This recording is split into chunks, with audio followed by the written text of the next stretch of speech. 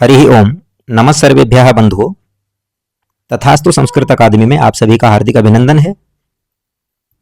हम इस वीडियो में एचटेट द्वितीय स्तरीय पाठ्यक्रम के लिए निर्धारित अव्ययों के विषय में विस्तार से विश्लेषण करेंगे। पीछे की 4 वीडियोस में हम कुछ अव्ययों का अध्ययन कर चुके हैं। एचटेट में निर्धारित किए गए 21 अव्ययों में से यह हमारी अंतिम वीडियो है। यदि आप अन्य सभी अव्ययों का अध्ययन करना चाहते हैं तो इसके लिए आप हमारे पिछले 4 वीडियोस को भी अवश्य देखिएगा। चलिए अभी हम साक्षात पाठ का आरंभ करते हैं। आज सर्वप्रथम जिस अव्यय का हम अध्ययन करने वाले हैं वह है खलु।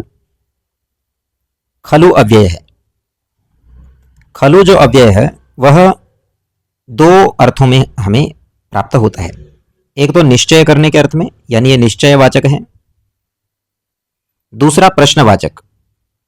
निश्चयवाचक और प्रश्नवाचक, इन 2 अर्थों में यह हमें प्राप्त होता है। किस प्रकार से निश्चयवाचक है और किस प्रकार प्रश्नवाचक है, इसका अभी हम अवलोकन कर लेते हैं। सबसे पहले हमें यह खलु जो अव्यय है इसकी निष्पत्ति किस प्रकार से होती है, क्या इसमें कोई प्रत्यय इत्यादि जुड़ा रहता है अथवा यह सामान्य रूप से एक रूढ़ अव्यय है, निपातन प्रक्रिया के अंतर्गत निष्पन्न हुआ अव्यय है। तो खलु यह एक अखंड अव्यय है, अर्थात निपातन प्रक्रिया के द्वारा ही इसको संपन्न हुआ माना जाता है। परंतु कुछ प्रक्रियाओं में खल संचये चलने च, इस अर्थ में खलु अव्यय को माना जाता है। तो खल संचय करने या साफ करने के अर्थ में या गमन करने के अर्थ में उ प्रत्यय का योग होकर के यह बना। कुछ व्युत्पत्तियां, कुछ विद्वान इसको इस प्रकार से भी मानते हैं। परंतु जब भी हम व्याकरणिक कोई प्रयोग देखते हैं तो उसमें इसे निपातन के माध्यम से ही बना हुआ माना जाता है।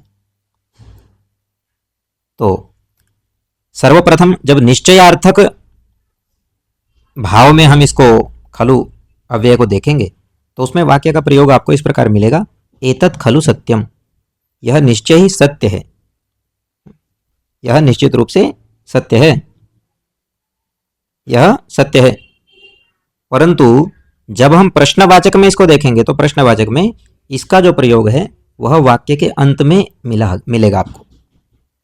जैसे सत्यम खलु, सत्य है ना, और यहां पर भी एक संदेह की गुंजाइश होती है, थोड़ा संदेह रहता है और उस संदेह का निवारण करने के लिए हम अंत में खलु के रूप में प्रश्न पूछते हैं।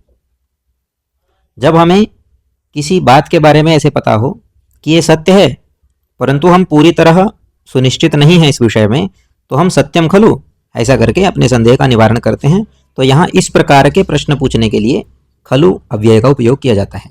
और दूसरा निश्चयवाचक खलु अव्यय का उपयोग हम देख सकते हैं।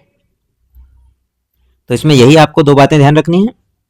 चलिए अभी हम अग्रिम अव्यय को देखते हैं। अग्रिम अव्यय है धिक्। धिक् अव्यय है। तो जो धिक् अव्यय है वह यह भी एक अखंड अव्यय है, निपातन के द्वारा इसका निर्माण हुआ धिक् का। और कुछ विद्वान जो हैं उसमें धिच ऐसा करके एक भर्त्सना करने के अर्थ में एक धातु होती है धिच, उससे यह धिक् साक्षात उसी धातु का जो मूल रूप है वही धिक् है, ऐसा करके इसको स्वीकार करते हैं, मानते हैं। धिक् का अर्थ होता है भर्त्सना करना, यानी ये भर्त्सनार्थक अव्यय है। जब किसी व्यक्ति की भर्त्सना करनी होती है, यानी जब कोई व्यक्ति कोई गलत कार्य करता है जो समाज में स्वीकार न हो, ऐसे कार्य को करने वाले व्यक्ति के लिए धिक् ऐसा करके हम धिक्कार करके जिसको बोला जाता है ना, हिंदी भाषा में धिक्कार है। एक बात हमें जो इस विषय में ध्यान रखनी है वो ये है कि धिक् के योग में सर्वदा द्वितीय विभक्ति का उपयोग होता है। उदाहरण देख लेते हैं, वाक्य में प्रयोग किस प्रकार से करेंगे इसका। धिक् मूर्खम, मूर्ख को धिक्कार है, मूर्ख की भर्त्सना की जा रही है। धिक् मूर्खम। धिक् देशद्रोहिणम, तो धिक् मूर्खम, धिक् नास्तिकम, धिक् देशद्रोहिणम, इस प्रकार के वाक्यों में आपको धिक् अव्यय का उपयोग प्राप्त हो जाएगा। चलिए अभी हम अग्रिम अव्यय का अध्ययन करते हैं। प्रातः, अग्रिम अव्यय है प्रातः। प्रातः यह एक कालवाचक अव्यय है। ये दिन के जो प्रारंभ का काल होता है उसके लिए हम प्रातः शब्द का उपयोग करते हैं, परंतु यह प्रातः जो शब्द है यह एक अव्यय है, ये ध्यान रखना है हमें। ये अव्यय है, इसके किसी भी लिंग विभक्ति या वचन इत्यादि में कोई रूप नहीं बदलते हैं। प्रातः जो है वो प्रातः ही रहता है। वाक्य में प्रयोग जब हम देखेंगे इसका, प्रातः का वाक्य में प्रयोग जब हम देखेंगे तो इसमें सह प्रातः पूजनं करोति, वह प्रातः पूजन करता है। प्रातः अर्थात अर्ली मॉर्निंग है ना, वह सुबह शीघ्र पूजन करता है। सह प्रातः पूजनं करोति, प्रातः काले सूर्यः उदेति, प्रातः काले सूर्यः उदेति। तो यहाँ पर जो प्रातः शब्द का उपयोग किया गया है ये एक अव्यय पद है। इस प्रकार का प्रश्न आपकी परीक्षा में आ सकता है कि कोई एक वाक्य दे दिया जाए और उसमें पूछा जाए कि इसमें अव्यय शब्द को छांटिए, या फिर इनमें से कौन सा कालवाचक अव्यय है या कालवाचक अव्यय नहीं है। इस प्रकार से प्रातः के विषय में ये एक दो बातें आपको ध्यान रखनी है। अग्रिम अव्यय है किम। किम अव्यय में हम देख रहे हैं कि यह एक प्रश्नवाचक अव्यय है। प्रश्न करने के लिए इसका उपयोग करते हैं हम, किम ऐसा बोलेंगे। और किम जो है यह वस्तुतः एक प्रातिपदिक स्वरूप ही है, प्रातिपदिक स्वरूप ही है, यानी एक शब्द के रूप में ही है। यह बेस फॉर्म इसको बोला जाता है, प्रातिपदिक। ये बेस फॉर्म है हमारी। हाँ, जब हम किम का उपयोग नपुंसक लिंग के लिए करते हैं, किम के कानी, किम के कानी, एक वह स्वरूप होता है, तब पुल्लिंग में कह ऐसा स्वरूप हो जाता है और स्त्रीलिंग में का स्वरूप में हो जाता है यह। परंतु सामान्य रूप से क्या ऐसा पूछने के लिए, क्या इस प्रकार से प्रश्न करने के लिए हम किम अव्यय का उपयोग करते हैं। यह जो किम अव्यय है यह समान ही, सभी लिंग वचन इत्यादि में यह समान ही रहेगा जब इसका हम अव्यय की भांति उपयोग करेंगे। तो कुछ व्युत्पत्तियों में उणादि सूत्र इत्यादि के अंतर्गत इसमें कई के साथ में जब डिमी प्रत्यय लगाया जाता है तो उससे किम शब्द जो है वह किम अव्यय निष्पन्न होता है। इस प्रकार से भी कुछ विद्वान या कुछ प्रक्रियाओं में उणादि सूत्र इत्यादि के अंतर्गत इसको माना जाता है। और पीछे हमने देखा था किम और दा जुड़ करके कदा बना था। यह जो है किम और दा, किम प्लस दा बन करके कदा हमने देखा था। फिर किम के साथ जब थमु प्रत्यय जुड़ा था तो कथम बना था। तो इस प्रकार से कई अव्ययों को यह बनाने में भी सहयोग करता है। जैसे कदा अव्यय को बनाएंगे तो किम और दा जोड़ना पड़ेगा, कथम को बनाएंगे तो किम और थमु जोड़ना पड़ेगा। इसीलिए यह स्वयं भी अव्यय के रूप में है और इससे कुछ प्रत्ययों को करने के उपरांत हमें कुछ नए अव्यय भी प्राप्त होते हैं या कुछ नए शब्द भी प्राप्त होते हैं। इस प्रकार से इसका जब हम वाक्य में उपयोग देखेंगे तो भवतः नाम किम, आपका नाम क्या है, भवतः नाम किम। अब किम का उपयोग यहाँ अव्यय के रूप में किया गया है। इसके लिए हमें कैसे पता चलेगा इस बात का? ना तो वो किसी लिंग के आधार पर बदलेगा, ना वो किसी वचन के आधार पर बदलेगा और न ही वो किसी विभक्ति के आधार पर बदलेगा। उदाहरण देख लेते हैं एक बार, इसको परीक्षा करके देख लेते हैं कि वास्तव में यह अव्यय के रूप में है या नहीं। तो जब हम परीक्षा करेंगे तो यहाँ वाक्य लिख लीजिए आप, भवत्याह नाम किम, भवत्याह नाम और किम।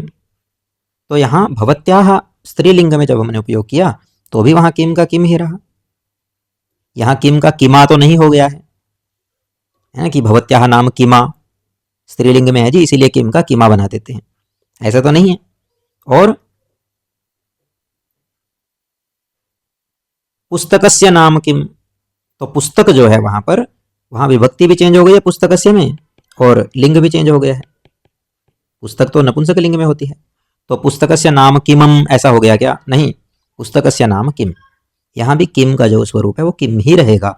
जिस प्रकार लिंग के आधार पे यह नहीं बदलता है, उसी प्रकार भवतः है यहाँ पे, इसको बहुवचन में कर लीजिए, भवताम, भवताम नाम, तो तब भी किम का किम ही रहेगा। तो इस प्रकार से लिंग हो, वचन हो या विभक्ति हो, किम का स्वरूप किम ही रहेगा जब हम इसका अव्यय के रूप में उपयोग करेंगे। इदानीम किम करिष्यति, अब क्या करोगे, ये भी प्रश्नवाचक वाक्य आप देख रहे हैं। तो इसमें हमने देखा कि किम जो है वह एक अव्यय की भांति हम इसको उपयोग कर रहे हैं। अब हमारा किमर्थम अव्यय आता है। किमर्थम, किमर्थम, इसमें वस्तुतः किम अव्यय जो अभी हमने पीछे देखा और अर्थम, इन दोनों को जोड़ करके जो है यह किमर्थम अव्यय हमारा बनता है।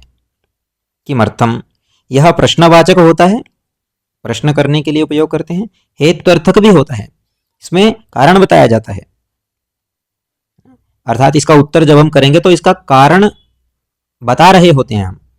जब किमर्थम के रूप में कोई प्रश्न करेगा तो हमसे कारण पूछ रहा है, किमर्थम, केन कारणेन, किस कारण से। किम का अभी हमने देखा स्वरूप, किस प्रकार से किम अव्यय होता है। अर्थम जो है वह अर्थ के साथ में अम प्रत्यय लग के अर्थम शब्द बनता है। तो किम और अर्थम दोनों को जोड़ने से हमें किमर्थम अव्यय प्राप्त होता है। अब यदि हम वाक्य में उपयोग इसको देखेंगे तो किमर्थम गृहम न गच्छति, किस कारण से घर नहीं जा रहे हो, जाते हो, किस कारण से, यानी क्यों, क्यों अथवा किस कारण से, इस रूप में हमें यह अव्यय प्राप्त होता है। तो किमर्थम को भी हमने देखा किस प्रकार यह प्रश्नवाचक है, हेत्वर्थक है, और इसमें किस प्रकार से किम और अर्थम इन दोनों को मिलाकर के किमर्थम अव्यय निष्पन्न होता है। किमर्थम गृहम न गच्छति, किमर्थम कोलाहलम करोति, किमर्थम भोजनम न करोति। तो किमर्थम किमर्थम कोई ना कोई प्रयोजन बताने के लिए हम इसका उत्तर जो है वो देखते हैं, यानी हमसे कोई प्रयोजन पूछा जा रहा है, कोई कारण पूछा जा रहा है, क्यों नहीं करते हो, किस प्रयोजन से नहीं करते हो, किस प्रयोजन से करते हो। तो किसी भी कार्य के प्रयोजन या कारण को जानने के लिए हमें किमर्थम यह अव्यय प्रयोग करना होता है।